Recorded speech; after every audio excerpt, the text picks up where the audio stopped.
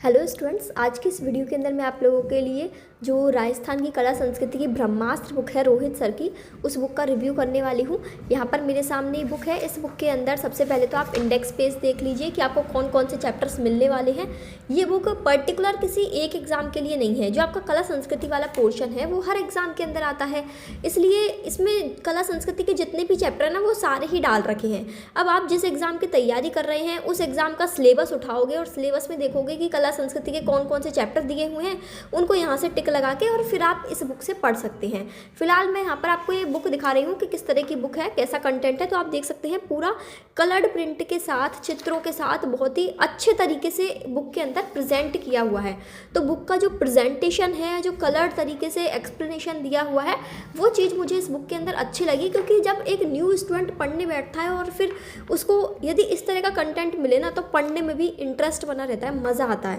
क्योंकि जब मैंने स्टार्टिंग में जब पहले बुक्स चलती थी सारी ब्लैक एंड वाइट और केवल उनमें थ्योरी लिखी रहती थी, बस उन्हें पढ़ लो या रट लो, याद कर लो।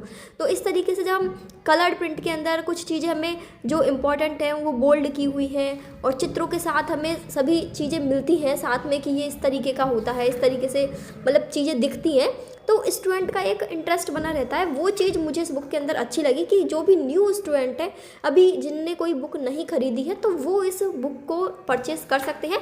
बाकी जिनके पास ऑलरेडी पुरानी बुक्स हैं, वो यदि सोच रहे हैं कि इसके अंदर कोई आपको नया कंटेंट मिलेगा, तो ऐसा कोई नया कंटेंट नहीं है इस बुक में।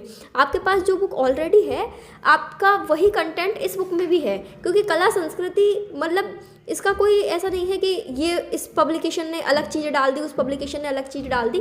वही आपकी गिनती की वही चीज़ें सेम हैं सभी बुक्स के अंदर। जो थ्योरी है, जो कंटेंट है, वो हर बुक के अंदर आपको उतना ही मिलता है जितना आपके लिए एग्ज़ाम में इम्पॉर्टेंट है।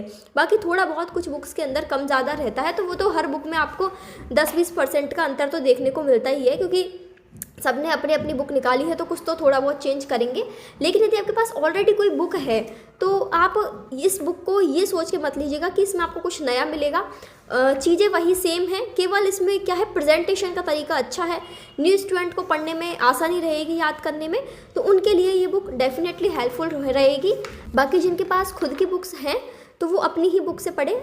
बार बार आपको नई बुक पर स्विच होने की ज़रूरत नहीं है। एक ही बुक को बार बार रिवाइज करें बजाय 4-5 बुक को पढ़ने के। ठीक है।